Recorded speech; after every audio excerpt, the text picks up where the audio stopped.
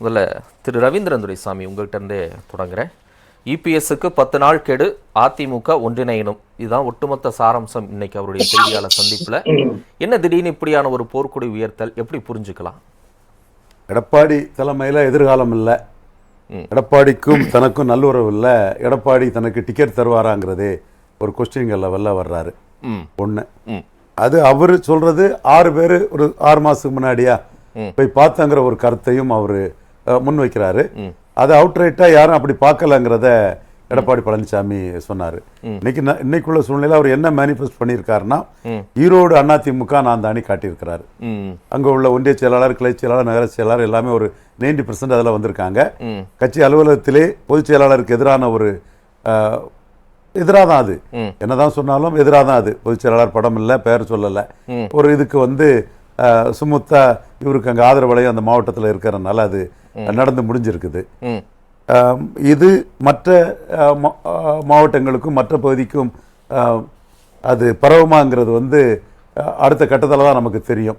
மற்றவங்க ரியாக்ட் பண்ணுறது எடப்பாடிக்கு லாயல்ட்டியை காட்டிக்கிட்டு செங்கோட்டையும் கருத்தையும் அப்படி மறுக்காத அளவுக்கு தான் ஒரு ஓட்டிசே டிசிசிவாக இல்லாமல் தலைமைக்கு இதாக இருந்துக்கிட்டு அந்த கருத்துக்கு கருத்து அவுட்ரைட்டாக ரிஜெக்ட் பண்ணாத அளவுக்கு தான் ரியாக்ட் பண்ணுறாங்க.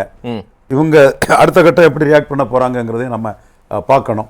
இது அதிமுகவில் 3வது பிளவுன்னு சொல்ல முடியாது, சிம்பிள் இன்டாக்டாக தான் இருக்குது. முதல் பிளவு சசிகலா தினகரன், அதில் 40% இருந்த வாக்கு கடைசியாக பன்னீரும் எடப்பாடியும் சேர்ந்து அதை ஃபைட் பண்ணி 33% 7% சேதாரத்தோட நிறுத்தினாங்க. தினகரன் எடுத்தது அப்போ 2.5% தான், மீதி ஓட்டு எங்கே போச்சுன்னு தெரியல. அடுத்த பிளவு இரட்டை தலைமை ஒற்றை தலைமை ஆனால் கட்சிக்கு நல்லதுங்கிற அந்த இது நடந்தது. முதல் பிளவுல எடப்பாடி கூட நின்னவர் தான் ஓபிஎஸ். அந்த பிளவுக்கு பிறகு 13% ஓட்டை காணல. ஆனால் பிளவு இல்லை, அது பிளவுன்னா ஜானகி ஜெயலலிதா தான் பிளவு. அது ரெட்டைப்புறா, இது சேவல். இது சேவல் ரெட்டையில இவர்கிட்ட தான் இருந்துட்டு இருக்குது. இப்பவும் ரெட்டையில இவர்கிட்ட தான் இருக்குது. ரெட்டையில சீரிஸ் பண்ணக்கூடிய அளவுக்கு யாருக்கும் உங்களுக்கு ஸ்ட்ரென்த் கிடையாது. பட் இந்த லீடர்ஷிப்புக்கு எதிராக இருக்கிறாங்க. இல்ல அது அவருக்கு எடப்பாடிக்கு இது இன்னும் கூடுதல் நெருக்கடியா மாறுதா? என்ன செய்வார் அவரு? வாய்ப்பு இருக்கு. Either Edappadi or election. நான் தான் எத்தனை வருஷத்துக்கு முன்ன சொன்னேன், கவுண்டர் பண்ணுவாருன்னு சொன்னேன். அவரு விட்டு கொடுக்க மாட்டாருங்கிறது தெரியும். இன்னைக்கு கட்சிகள்லாம் கம்பெனி ஆயிட்டு அக்குமுலேட்டிங் பவர் தான் இன்னைக்கு அரசியல்னு ஆகும் போது தன் கையில கிடைச்ச யாரு அதை விட்டு கொடுப்பாங்க? பேசுவாங்க, கட்சி கழகம் ஒற்றுமை எல்லாம் பேசுவாங்களே தவிர தன் கையில கிடைச்சபடியே அவரு விட்டு கொடுக்க மாட்டாருங்க. தான் 100க்கு 100 உண்மை. இன்னொரு பக்கம் இந்த மாதிரி எதிர்ப்பு குரல்கள், கழக குரல்கள் வரும்போது பின்னணியில யாரோ இயக்குறாங்க. ஒண்ணு இல்ல, இன்னைக்கு திருமாவளவன் கேட்கிறாரு, பின்னணியில் பாஜக இருக்குமோ என்ற அச்சம் இருக்கிறது. செங்கோட்டையன் இன்னைக்கு மனம் திறந்து பேசல, இனிமேதான் அவர் மனம் திறந்து பேசணும் அப்படின்னு அவர் மாதிரியான கருத்து சொல்லக்கூடியவர்கள் நிறைய பேரையும் நம்ம பார்க்கிறோம். அவருடைய இந்த கழக குரல் எழுச்சிக்கு பின்னாடி ஏதாவது பாஜக உள்ளிட்ட சக்திகள் இருக்கும் சந்தேகத்தை எப்படி பாக்குறீங்க? செங்கோட்டையனை பயன்படுத்தி தான் 24லயும் கூட்டணி இல்ல, 26லயும் கூட்டணி இல்ல, 29லயும் கூட்டணி இல்ல, விஜய் பக்கமே வரமாட்டாருங்கிற முழு நம்பிக்கையா இருந்தவங்களோட நம்பிக்கையெல்லாம் அடிச்சு செங்கோட்டையனை பயன்படுத்தி தான் பாஜக அதை செயல்படுத்தினாங்க. அதுக்கு பிறகு பாஜக தரப்பு ஒண்ணு செங்கோட்டையனை கண்டுக்கல. அவங்களுக்கு 20% வாக்கு வந்த எடப்பாடி பழனிசாமியே போதுங்கிற முடிவுக்கு தான் அவங்க இருந்தாங்க.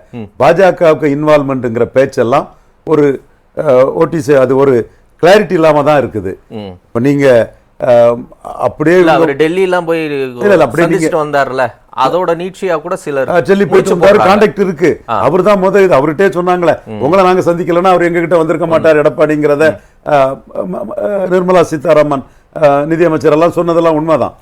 பட் நீங்க பிரதமர் தமிழ்நாடு விசிட் வராரு, நான் தரவுல இருந்து பேசுறேன், புரியுது. அதுல பன்னீர்செல்வமும் தினகரனும் அழைக்கப்படலை வலியுறுப்பதற்கோ வரவேற்கதற்கோ. அப்படின்னா அதற்கும் இன்னைக்கு ஒன்றிணைய வேண்டும் சொல்றதுக்கும் முரண்பாடு இருக்குது இல்லையா? அப்ப அது ஒரு அந்த பிஜேபியை பற்றி சொல்லப்படக்கூடிய ஒரு இது. அப்புறம் இன்னைக்கு நயினார் நாகேந்திரன் ஒன்றிணைன்னு சொல்றாரு. அப்ப அவர் தரப்பு எடப்பாடியோட செங்கோட்டையனுக்கு அக்செப்டபிள்ங்கிற ஒரு வார்த்தையை சொல்றாங்க. பட் அதை காங்கிரீட்டா அதுக்குள்ள வரல. அவரும் ஃபர்ஸ்ட் பாயிண்ட் எடப்பாடி அக்செப்ட் பண்ணிட்டு தான் அந்த இதுக்குள்ள வராரு. சோ பிஜேபியோட மூவ்ங்கிறது ஜெயலலிதா இறந்த பிறகு அவங்க என்னத்தை சாதிச்சாங்க? தமிழ் தேசியத்தை எமர்ஜியாக விட்டு நோட்டா கீழே போனாங்க ஆர்கே நகர்ல. ஈரோடு கிழக்குல ஒரே குட்டையில் உரிய மட்டைகள்னு சொல்லி எடுத்த 18% கேண்டிடேட் அண்ணாமலை மேல உள்ள பொறாமையிலும் காய்ச்சலிலும் அதுல உள்ள பொறாமை பிடிச்ச அதுகெல்லாம் கேண்டிடேட் போட முடியாம சீமான் கையில அதை கொடுத்துட்டு போனாங்க. என்ன பிஜேபி சாதிச்சுட்டாங்க? ஆனா எதுக்கு எடுத்தாலும் திருமாவளவன் ஒரு கோஷ்டி எல்லாமே என்னோட சகோதரர் மதிப்புக்குரிய பொன்ராஜ் உட்பட பிஜேபி அடிச்சு விளையாடுறது வந்து இங்க பெரிய இதா இருக்கு. அதுக்கெல்லாம் ஒர்த்தா 8 வருஷம் இருந்திருக்கா நெறியாளரே? சரி, ஓகே. எம்ஜிஆர் ஜெயலலிதா ரெட்டைலன்னு பேசுறாங்க, பெரிய தலைவர்கள், ஒரு வெற்றி சின்னம், அதை நான் மறுக்க வரல.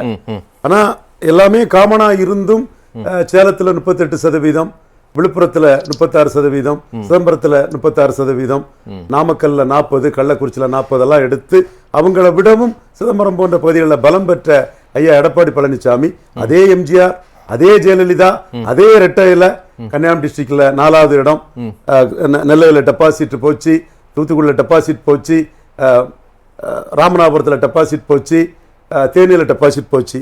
இதை நம்ம டிபேட் பண்ண வந்தவங்க பார்வையில வைக்கல, பொதுமக்கள் பார்வையில வைக்கிறேன்.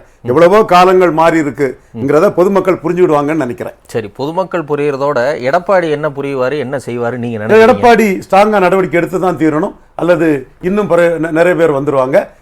நடவடிக்கை எடுக்காம என்ன நடவடிக்கை? கட்சி விட்டு நீக்கிறது தவிர வேற செங்கோட்டையனே நீக்குவதற்கு வாய்ப்பு இருக்குன்றீங்க. அது நீக்கலன்னா மீதி 5 பேர்ல மற்றவங்க வரணும், அல்லது 5 பேரை வச்சு செங்கோட்டையனுக்கு எதிராக பேச வைக்கணும். அந்த 5 பேரையும் கையில எடுத்துக்கிட்டு செங்கோட்டையனுக்கு எதிராக பேச வைக்கணும்.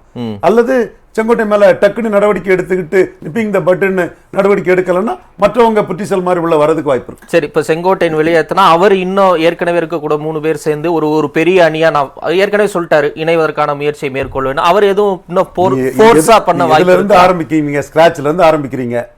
அதுல சசிகலா தினகரன் நீக்கம், பன்னீரோட சேர்ந்து ஒரு இடம் கிடைக்குது உங்களுக்கு, பன்னீர் நீக்கம் அடுத்த ஒரு இடம் கிடைக்குது. அடுத்த உள்ள டீம்ல உங்ககிட்ட பவர் பொலிட்டிக்ஸ் பண்ணதுக்கு சசிகலா தினகரன் ஓபிஎஸ் ஆல முடியாது. அது பழைய படம். இப்ப இந்த புது படத்துக்குள்ள இருக்கிறது பெரிய லெவல்ல இருக்கிறது பன்னீர், சாரி செங்கோட்டையன் இருக்கிறாரு, சிவி சண்முகம் இருக்கிறாரு, கேபி முனுசாமி இருக்கிறாரு, வேலுமணி இருக்காரு, தங்கமணி இருக்காரு. எல்லாருமே ரிவோல்ட் பண்ணிடுவாங்கன்னு சொல்ல வரல. கடைசியா எடுத்த 20% வாக்குல பங்குதாரர்கள் இவங்க தான். இந்த ஸ்டேக் ஹோல்டர்ஸ்ல ஒரு முக்கியமான செங்கோட்டையன் ரிவோல்ட் பண்ணியிருக்கிறார். அதை நீங்க டக்குன்னு அதை நீங்க ஸ்டாப் பண்ணலன்னா மற்றவங்களும் பண்ணதுக்கு வாய்ப்பு உண்டு.